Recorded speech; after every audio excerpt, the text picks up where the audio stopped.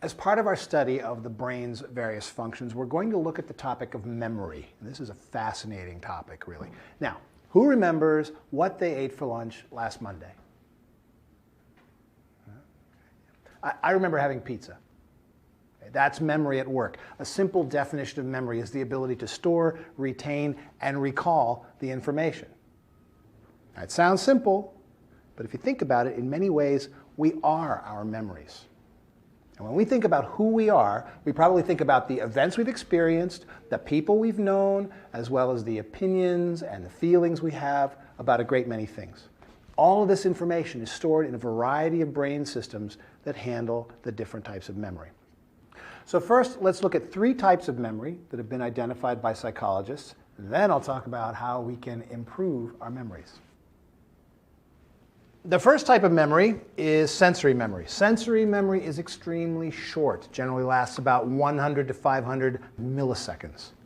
Now, as the name suggests, sensory memory concerns the initial moment that we perceive something with our senses. Now, for instance, consider tactile sensory memory. If you touch a piece of silk, the memory of the smoothness of the silk will continue after you take your hand away. That's sensory memory at work. Now, it's important for learning and remembering because using more senses means we've recorded the experience in more ways in our brain. The next type of memory is working memory, which is extremely important in everyday life. Working memory is a system where we temporarily hold and manipulate information. You think of it as a temporary workspace in your mind. For instance, if your friend tells you a phone number and you don't have a pen, you probably repeat the number several times in your mind so that you remember it. In that case, you're using working memory. Now, it's absolutely crucial for performing common mental operations like adding numbers, following directions, and understanding logical relationships between ideas. And finally, there's what's called long-term memory, which is memory that's stored for as little as 30 seconds to as long as your entire lifetime. Now, psychologists believe that most long-term memories are information and experiences that were initially processed in working memory, in meaningful and perhaps in emotional ways. For instance, I clearly remember the first time I saw the Grand Canyon. I was only 15 years old, but the size just amazed and impressed me so much that even decades later, it's still very clear in my mind. Now, there are 2 subtypes of long-term memory. There's declarative memory and procedural memory.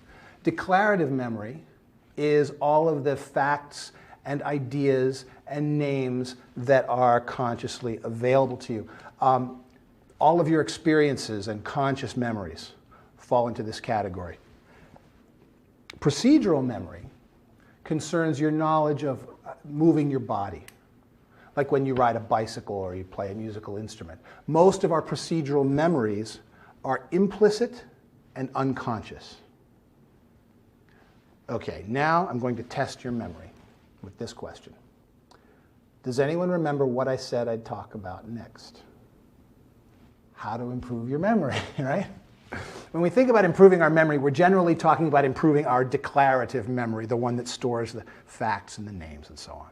All right? This type of memory can be improved if we use certain strategies. So I want to talk about 2 types of memory strategies that are useful in school: cognitive strategies and affective strategies.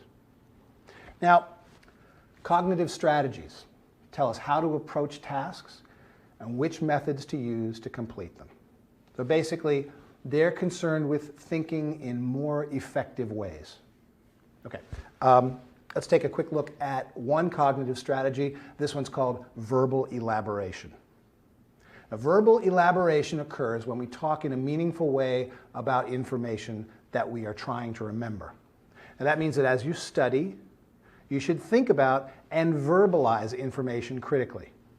You can use this strategy by agreeing or disagreeing with the information, or by comparing and contrasting the information to ideas you already know, or by discussing relationships between ideas. When we make meaningful relationships between what we already know and what we're trying to learn, we'll remember more and we'll remember it longer.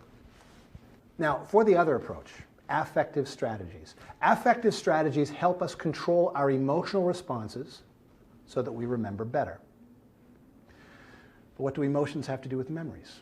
Well, emotions cause the release of brain chemicals that play a direct role in memory formation. And part of the emotion system in the brain, called the limbic system, helps transfer information into long-term memory. In other words, how you feel about something affects how well you remember it. So, what affective strategies can you use to create positive emotional responses while studying? First, study with 1 or 2 friends from class. This can make any study session more interesting, more enjoyable.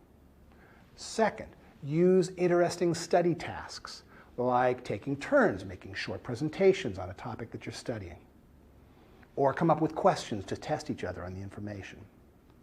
See, the point of trying the affective strategy is that it will increase not only your memory, but also your sense of fun and challenge and interest. And you can do this for any subject. Now, are there any questions?